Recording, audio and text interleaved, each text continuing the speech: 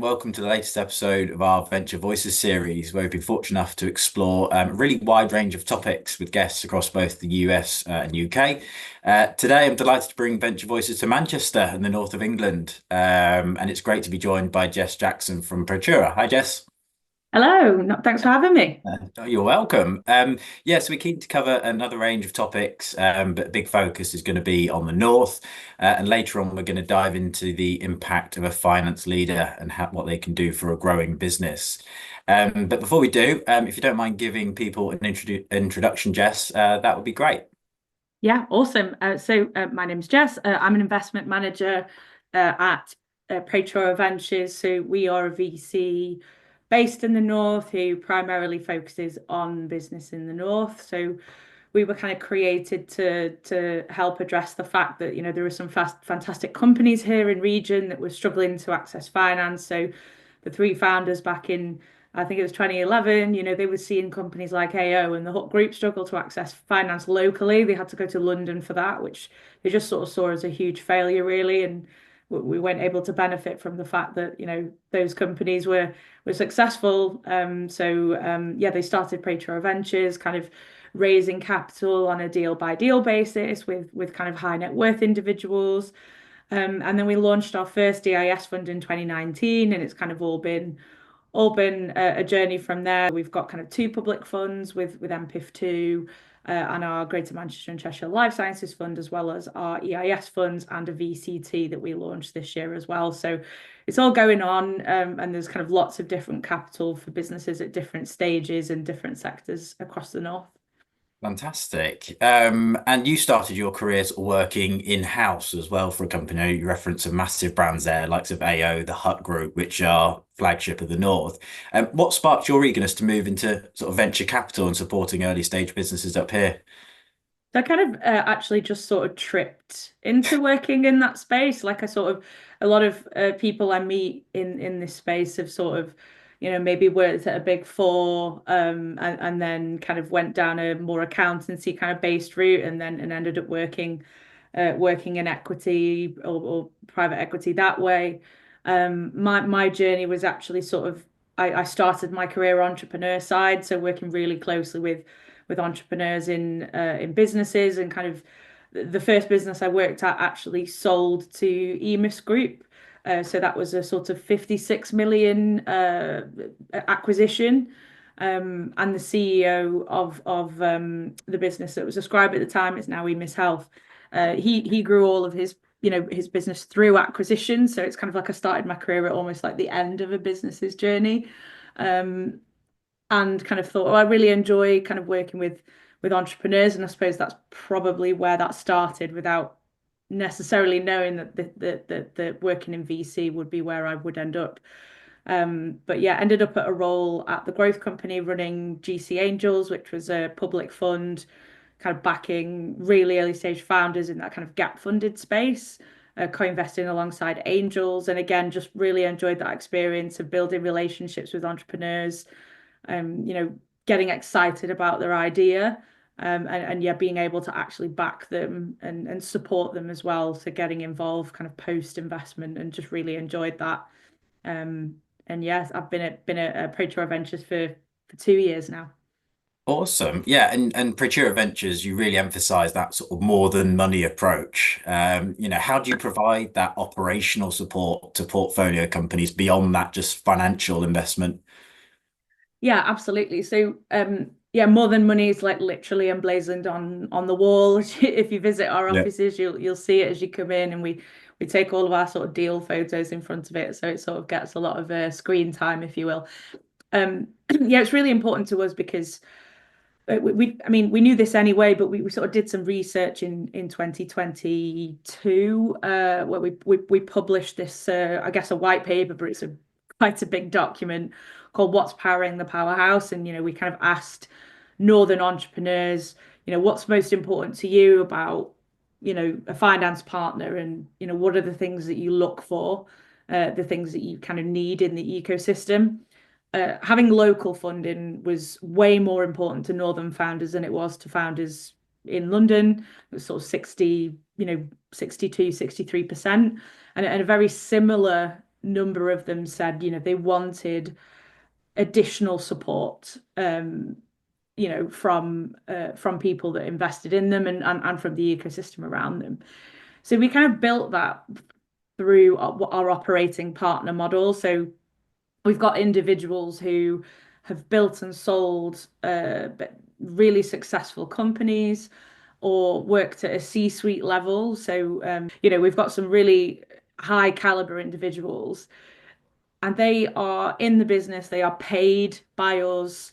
They work with the investment team, they sit on our investment committees, they get involved in the diligence, and they also sit on boards, but you're not kind of just restricted as a company to like working with one individual. If you need a different kind of input, you've just got access to those people. So really, really broad skill sets from, commercial to legal to, people, all of that is there for businesses to tap into.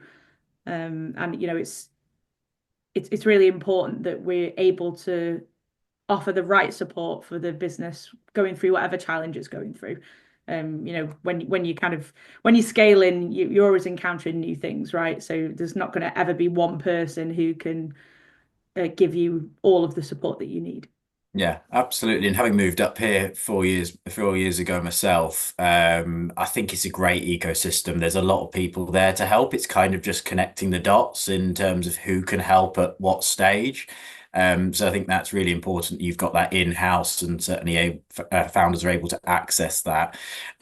How's your sort of focus on Northern England shape the investment strategy? And I guess what advantages do you see investing up this way for any VCs maybe looking, from sort of down south? Yeah, I think it's quite broad brush statements I'm going to make here, but generally speaking, probably less so now than maybe 5 years ago. But you know, there is less competition for deals up here because there's just less VCs, less private equity, and you see a lot of players who have investment mandates that are like, oh, we want deals that are from more diverse regions of the UK, but they don't actually have any boots on the ground. So we all know how we work in our little kind of in our unique ways. And the way that Manchester operates is very different to how Liverpool operates, to how Leeds operates, so on and so forth. So you haven't really got a cat and mouse chance of like trying to find those gems. Like there'll be people who are really, really visible, on the event circuit or LinkedIn, PR, whatever. But there'll be people who are just getting their head down and have built incredible companies, and you're like, well, literally, why have I never heard of you before? You're doing 3 million turnover. Like, Yeah. so like there are companies in the north who are just very quietly plugging away and getting on with it. And a lot of the time, and especially in some of the kind of more remote regions of the north, so I'm sort of being glib there, but like Lancashire, for example, Cumbria, there's a sort of some founders really struggle with equity as a concept. They maybe more traditionally lean to debt. So there's kind of this real tapestry of different levels of comfort, awareness, education, however you kind of want to frame it when it comes to equity. So um, you've got to be here to really understand how to navigate that and go and find those companies. And I think as well, from a raw numbers point of view, sometimes you can be a bit more competitive on valuation. Whenever we see businesses that were coming out of London, there's always a valuation premium on them. Again, it's much more competitive as well, so that's probably interlinked with that. But yeah, I just think there's just some fantastic companies, but you've just got to be here to find them. Absolutely. And any emerging trends up this way that you're particularly excited about now? I know you referenced sort of the MPIF2 and pre-seed as well. So you see a lot of different businesses in a lot of different sectors. But yeah, anything that you're particularly excited about?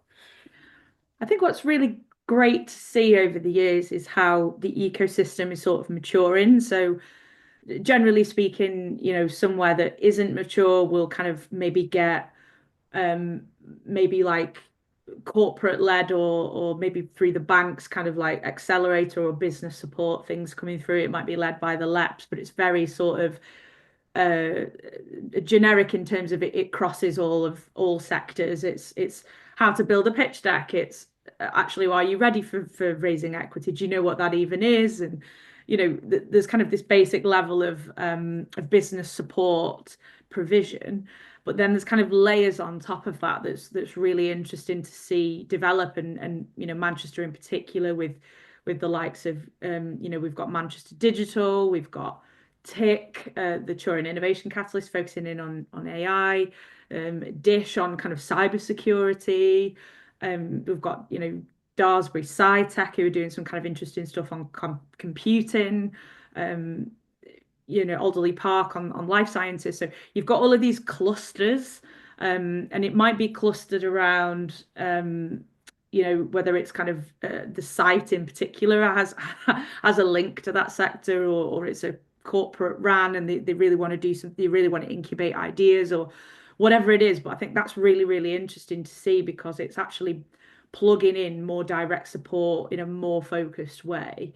And you just start to see the ecosystem mature. So you start to see corporate venture arms moving in. I know Manchester's recently got Zbox, which is a French shipping conglomerate of all things, but they've opened up in the city centre, and they're kind of looking at things that are addressing kind of net zero packaging. Really interesting stuff, actually. So it's just really awesome to kind of see how that evolves and plug into that. And then you start to see kind of funds spinning out from that. You might start to get actual accelerators that might have some funding twinned with it, or grant programs, etc., which is just absolutely brilliant. And that's really where we need to get to kind of say to angel groups or to those VCs that are thinking, is it worth us putting boots on the ground? Is like, yes, it actually is, because there's all of these cool companies just coming out that we were not seeing before.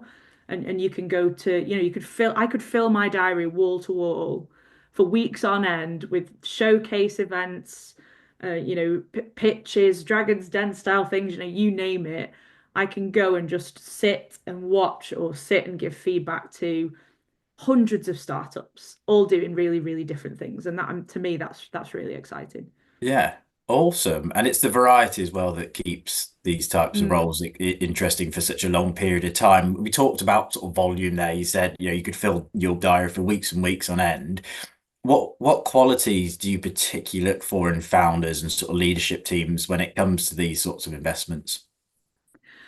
Yeah, so I think the crucial thing that I always start with is when I'm sat in my chair, whether it's on my desk like I'm talking to you now, or whether I'm in a room kind of on a panel, is how quickly can you actually get me engaged with what you're doing and why you're doing it. So if I'm sat, 5-minute pitches are very, very common. If I'm sort of sat 3 minutes in and I'm still not got a clue what problem you're actually trying to solve, but you're kind of whittering on about your kind of fancy, device or your app or whatever, but you've just not managed to connect me to that problem you're solving, then that's often a big area where founders kind of fall down. They're just failure to take their audience with them, like kind of failure to appreciate that, yes, they might know an awful lot about what they're building, but they've not really brought their audience with them. And I think that kind of raises a number of concerns. It's like, how effective are they going to be at communicating, not just with investors, which is important, but with their customers as well? Are their customers going to understand that, whether it's a consumer or if they're kind of more B2B? Are they actually able to kind of tap into that and explain that? But it also makes me worry, are they engaged with their customer, and is whatever they're proposing to build, or indeed building or have built, whether that's kind of an MVP or otherwise, has that been built with their customer in mind? Are they not just asking me for money to build something that we don't really know if anyone wants, which is again like a huge problem. So they're kind of big things I'm looking for in how a founder communicates. There's lots of things that branch off that make me either really excited by an idea or quite concerned that, yeah, this is not really going to fly, or actually they're probably going to waste a lot of time and a lot of money if they do indeed raise it by following the trajectory that they're going on. But I think, just more generally, I think founders have got to be really adaptable. And how they kind of respond to feedback is a good way of measuring that very quickly in a kind of pitch or one-to-one, feedback setting. So, do they sort of listen, take it on board? Are they combative? Do they not really respond well to feedback? Um, it's okay to be challenged. Like I'm not here saying, if you completely disagree with what an investor's telling you because maybe we've got the wrong end of the stick, but that's an opportunity, right? We're having a conversation. So you've got me, change my mind. But if you're combative and then that's probably not a good indication that we're going to get along, which is obviously important if you're looking to invest in someone. But that, what's your kind of board environment going to be like? And yeah, how are you kind of going to deal with it when actually you might be doing the wrong thing? Are you going to admit that? Are you going to be dynamic? Are you going to be able to pivot? So there's lots of things that we can take away from quite a short interaction with a founder that gives us an idea of, what they're going to be like. Yeah, awesome. And adaptability is key to succeeding in these innovative, ever-changing environments. Any examples you can think of where actually you provided some constructive feedback, that founder's sort of come back 6 months, 12 months down the line, and actually they've taken everything on board, and you've said, well, actually this time is great. Yes, let's go. I mean, yeah, that happens all the time, like we've had meetings with businesses and we've said maybe it's a little bit early for us, or I don't know, we might have a concern with X or Y, and good founders will be like, so I mean, actually, there was a deal that we have now completed where so it's a life sciences company called Litox. So they first came to us. We really thought it was incredibly interesting. It was in the therapeutic space, which is obviously highly risky. And we really liked it. We really loved the founder, Carrie, and we were kind of really honest and said, look, we're not really sure how our IC is going to respond to this business. Like we just want to be really upfront with you. Um, we've got these things that we're probably a little bit unsure of or worried about. And Carrie, to her credit, was like, totally get it. I'll come down. So she was based in the Northeast. She was like, I'll come down and see you. We'll spend a couple of hours going through the science. Don't mind investing that time. And she did, and we left kind of being like, okay, that makes sense. So we put a lot more work into our kind of earlier stages of the process to understand some of the science than we normally would because we anticipated we might get those challenges. And as it happens, that deal ended up, being one that we did. So it's always worth kind of understanding as a founder, actually, I'll build a relationship, I'll keep things warm. I'll be a little, not, a little bit pushy actually. Like, how can I actually give you comfort? What can I do? But yeah, founders do that all the time. They come back, say, after since we spoke 6 months ago, um, actually took on board some of the things that you might have fed back to us about whether it was our product or our go-to-market strategy. We've actually, made these changes and this has been the impact. Or actually, we really believe that that was our approach was still the right thing.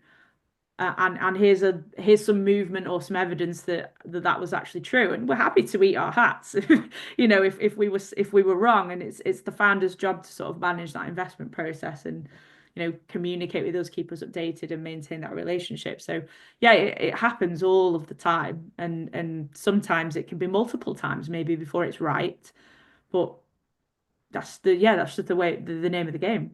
Yeah. So maybe that is a bit of a common misconception that people have around securing funding from a VC. Actually, it might be not now, but at some point. But let's go on that journey together. And when it comes to sort of success, how do you measure success beyond those sort of financial returns on the investments? I know there's a fulfillment of maybe helping somebody, but what else? Yeah, it's a good question because obviously a lot of the financial returns are 5 years away, maybe even more, especially if you're kind of investing at pre-seed level, you'd be profiling 5 to 7 years for a return for a really early stage company. So I guess, some of the things that we would look to measure for success, some of these are maybe more leaning towards like what MPIF kind of looks at from an economic impact perspective, and some things that we measure as well. So co-investment is a good one. So not only at the kind of transaction level, so for every pound that kind of we're investing from whichever source, how much is coming from other, institutional funders or angels or whatever that might be. It could also be grant funding. And that's basically that sort of all around like risk sharing and follow on capacity, which leads nicely into follow on as well. So we measure how much combined follow-on funding our companies have made, and over time that number will dwarf obviously the combined initial investment figure that we made, because as the companies progress, they obviously raise larger rounds with much bigger ticket sizes and much larger investors and private equity kind of getting involved. And we like to see kind of international investors kind of coming in. So we do have, some examples in our portfolio where international investors have come in, and obviously, from the North perspective, that money is going into a northern company, and they are employing Northerners to work for them. So that's a huge kind of measure of impact. We also kind of regularly survey our portfolio on obviously like how things are progressing, what's the kind of demographics of their team, composition of founding team, a management team as well. So looking at kind of gender split at the management team level.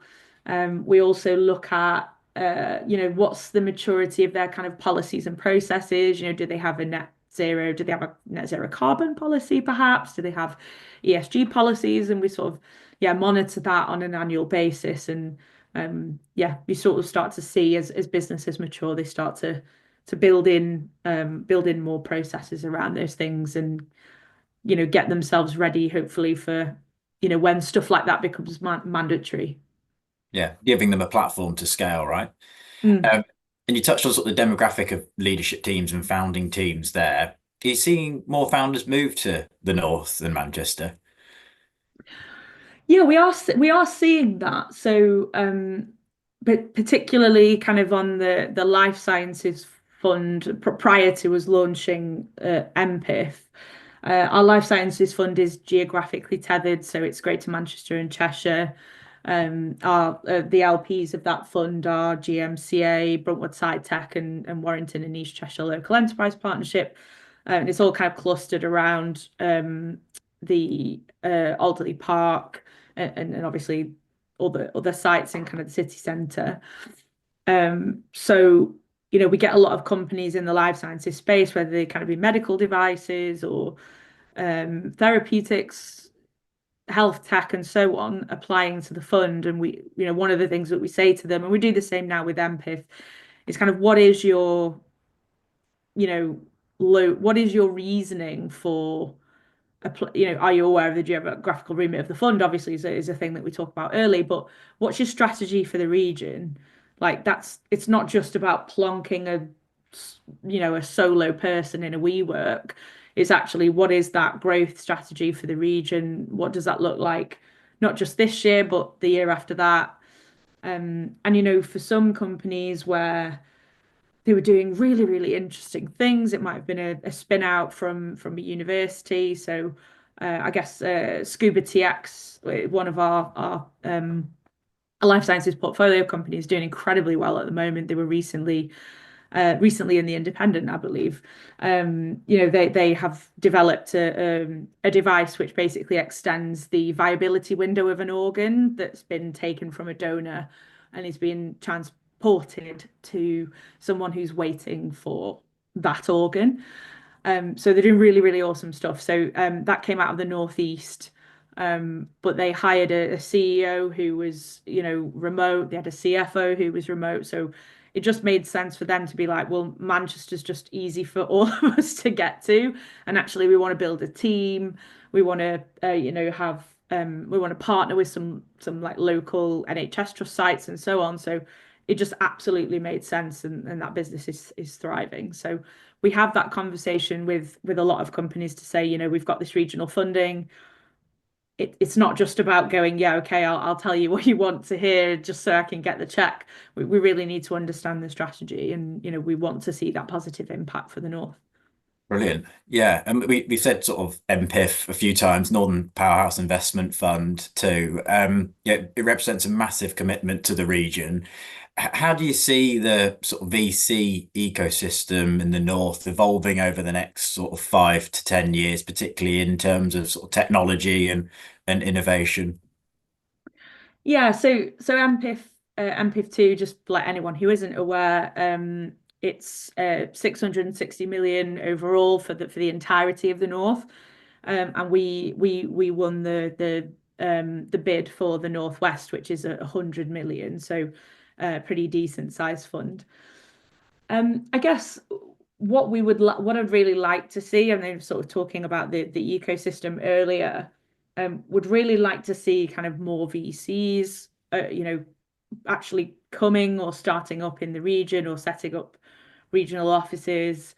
Hopeful in sort of 5 to 10 years, especially as this fund is kind of reaching full deployment and maturity, just seeing like this huge spike in companies that have received investment, that are growing, expanding, internationalizing, but that kind of visibility, because it is so important to have visibility. We talked about kind of some of the regions maybe not being as aware of equity, or that it's because of visibility sometimes. I haven't seen a company that looks like me, whether that's, in my sector, whether I'm in hospitality or whatever it might be. I've not seen a company that fits my profile raise equity before.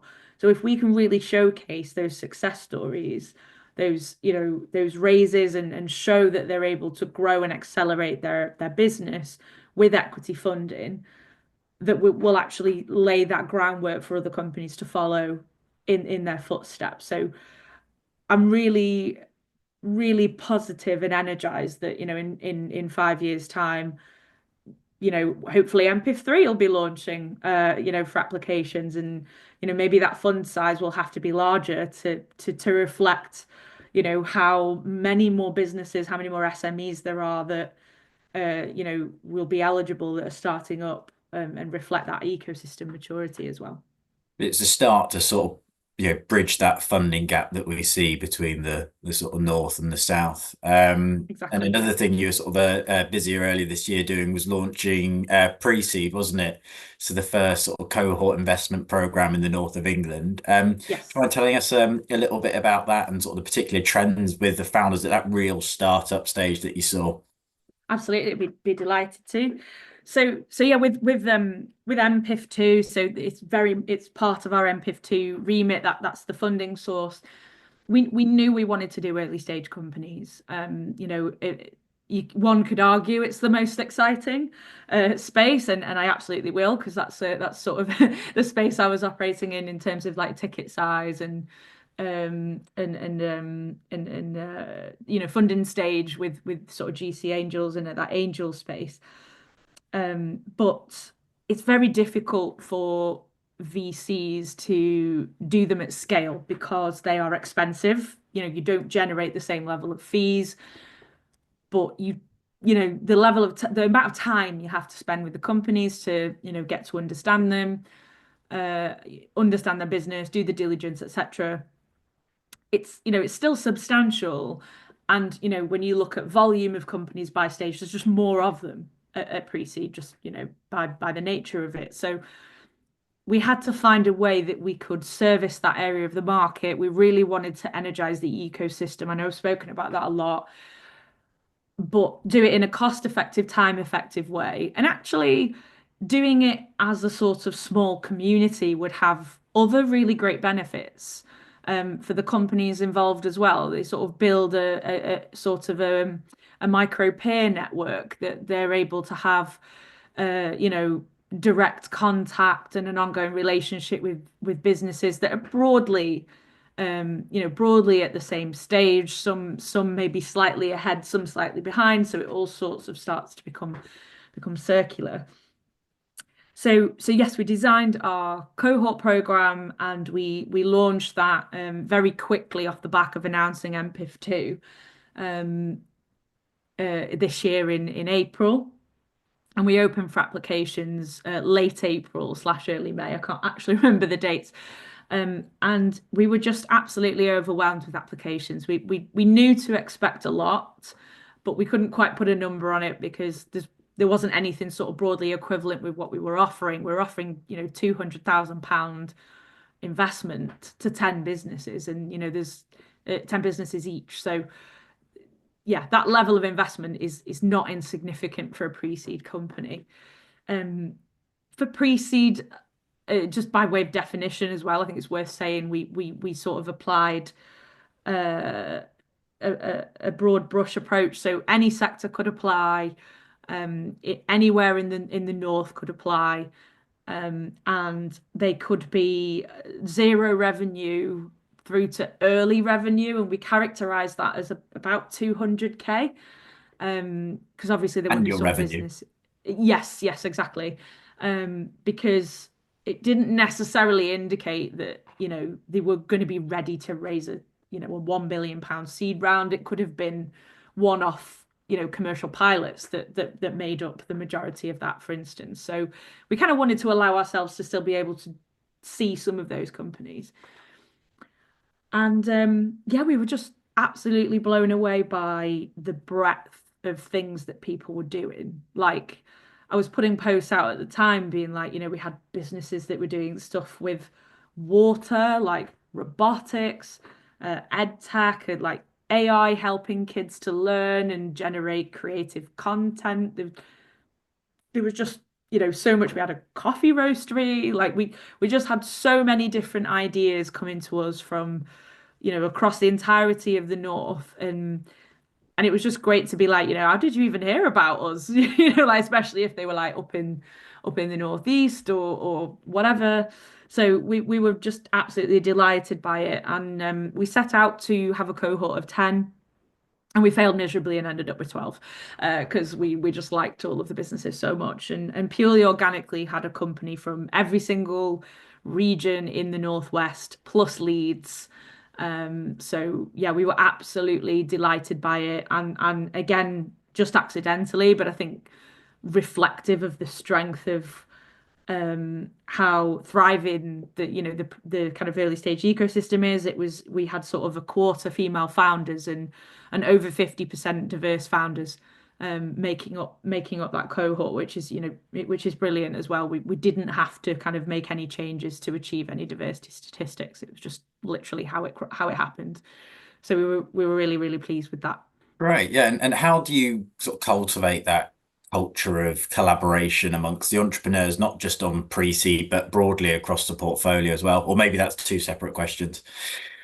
Yeah, I don't think they're sort of different. I mean, in pre-seed in particular, obviously, we said to them, throughout the program that we, you know, we hoped to invest in as many of them as we could, and it was their kind of job to do in terms of doing the work, showing up week on week, and building relationship with us, and allowing us to really understand their business so that we could present the best case forward at our investment committee.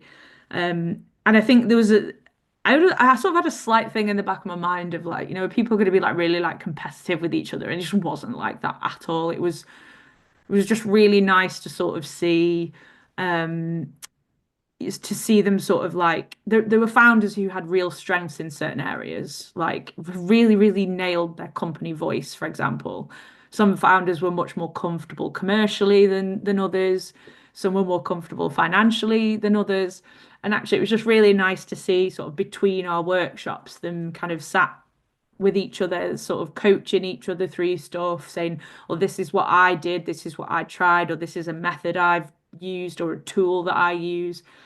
So we had a WhatsApp group that we used throughout the cohort, sharing kind of hints and tips and resources, and just kind of supporting each other through their kind of wins as well, which I think is really important. So yeah, it was just really brilliant to see that cultivated because we just picked decent people, right? Everyone who we brought in the program, we just got really really good vibes from kind of in our interview process and so on. So yeah, they were a really great bunch to work with.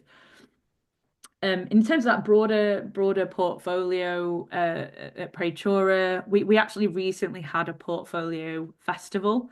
So I think we've got like 43, possibly a couple more now companies in our portfolio now. So it's starting to get like quite a large number of people that we can't fit in our office. We usually do like Christmas drinks, and it's starting to get like a bit sardine like. So we ran a festival, and a lot of our operating partners did talks on certain things.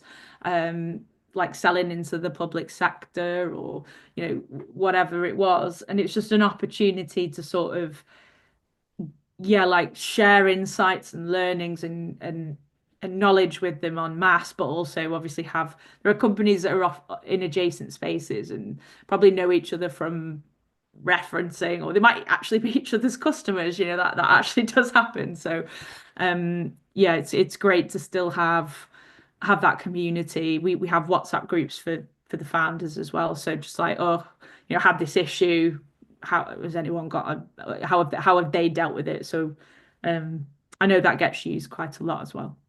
Right. Yes, as businesses grow and potentially take on some investment from you, eager to now sort of have a think about the role of a finance leader within a business. So I guess sort of during that fundraising process, particularly for sort of the equity investment side of things, how important do you see the role of a finance leader alongside the founder, when it comes to working with you? Yeah, it can be it's just really important. I think in the deal process itself, you get a really good sense of the founder's strengths or weaknesses and where they actually have gaps. And generally speaking, you form a very quick impression when you sort of look at the quality of the financial model the first time you open it and you try to understand how it's built. What are the drivers for this business's revenue lines? Yeah, like how have they actually constructed this? Does the cash flow look sensible? Where are they looking at their costs? Have they got all of their roles starting hiring on day one?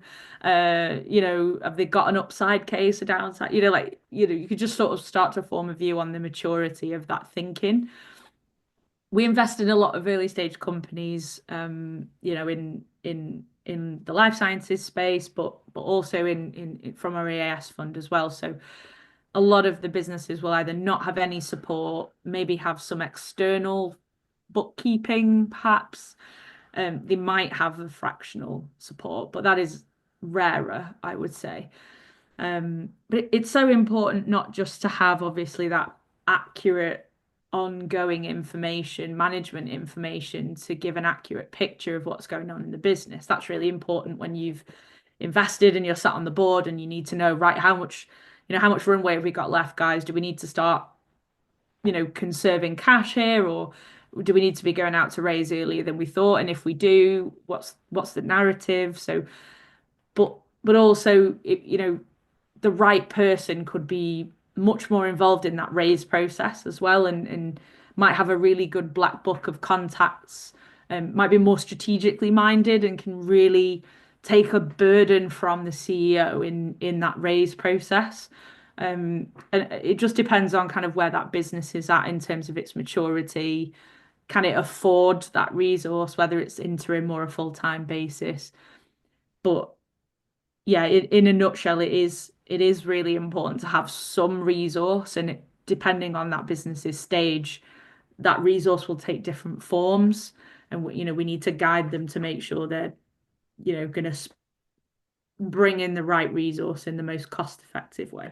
Yeah. So that sort of founder finance leader relationship is key for success. Any sort of particular examples where you've seen that working really well in the portfolio at the moment?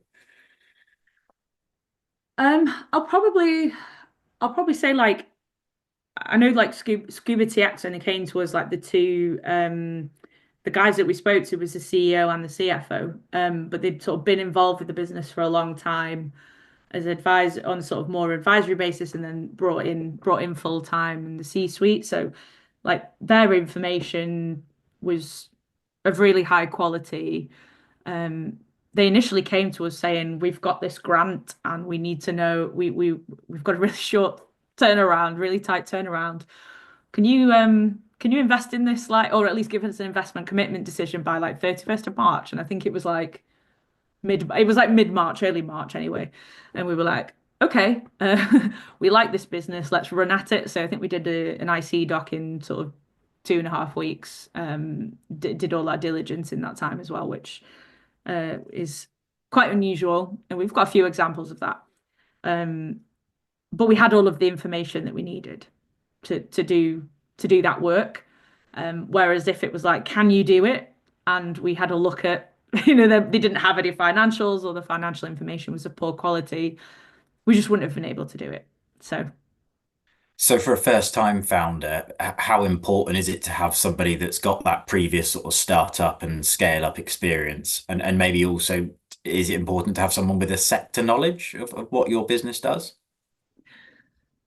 in terms of in that finance seat, yeah, I think ideally, I think, for example, the intricacies of, an e-commerce business might not be suited to someone who, yeah, who might be better at managing like a life sciences company where actually the majority of their income is grant. So it's really important to show where the cost lines are associated with the grant program and how the cash flows in and then flows out to pay creditors, but then flows back in through grant payments and has like a bit of a cadence. So I think sector support may be particularly relevant in some cases. I think with founders as well, like especially at that really, really early stage, it's often a point of weakness.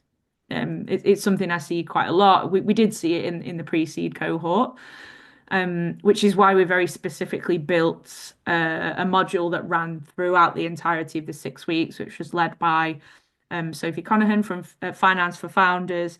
And she just did a wonderful job at sort of doing some really introductory basics, but then coaching founders through kind of the basic components of building a model. And it was really, really encouraging to see the progress that was made week on week. Sometimes it might be, oh, I'm trying to puzzle this out. I'm not quite sure how to build that, but they all took the work away and came back and said, actually, I've applied that and now I think I understand it. So it wasn't about turning them into FDs because it's never going to happen, but it was about giving them a really basic toolkit to understand the composition of a model and how it works so that they could maybe build themselves something basic to get a pre-seed round because they don't need to have a fully integrated, 5-year financial forecast at that stage in their business because it would all be made up. But that they're then able to maybe meaningfully engage in a conversation with someone who is a finance professional and articulate what they need. So I think we managed to achieve that. I think we got the right level, which was great. And also applying that sort of financial methodology to decision making. So you've got that sort Mm, of data or information based decision making rather than just on a whim. And I think sort of yeah. just equipping people with that extra bit of knowledge about how to get to the next stage is really key. I guess from sort of your side, any personal professional goals for the next few years? Good question. I think I think a personal goal, I think it would be really awesome to kind of see. Obviously, we're running pre-seed for the 5 years of MPIF's investment period. So we've got four more For the cohorts that rounds? we want to run. Uh, but I can't believe it, one down, four to go. It would just be amazing to see. We want to follow on. Like this was all about being able to follow on our investment and support those that were doing incredibly well and hitting their milestones. So it would be really great, prior to the next pre-seed cohort to at least have done one, maybe a couple of follow-ons so that you're kind of able to say to the cohort, this is what we set out to do, this is what we have done, and we'll continue to do, and sort of start to see that program really hit its stride and reap those rewards of what we were expecting to achieve.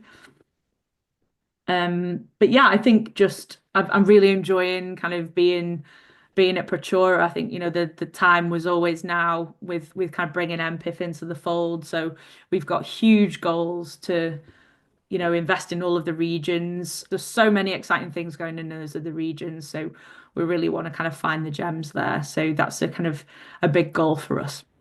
That's awesome. Finding the next in the north. That's Exactly, isn't it? exactly. Brilliant. Yeah. So as we wrap up, what final piece of advice would you give to aspiring founders that may be looking to get on the next sort of pre-seed cohort, or generally sort of work with you guys to help their next phase of growth?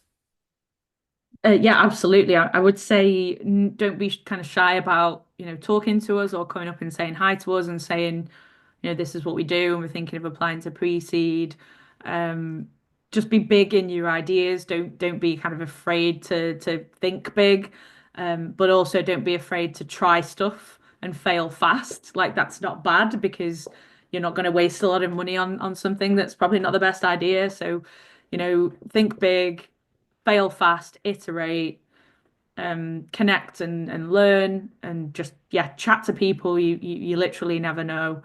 Um, but there's just so much out there to kind of tap into resource wise, network wise, ecosystem wise. So absolutely make hay while the sun is shining in the north. Awesome. Well, thank you so much for that, Jess. That was brilliant. Oh, I you're hope welcome. everyone's enjoyed that. And yeah, we'll see you soon.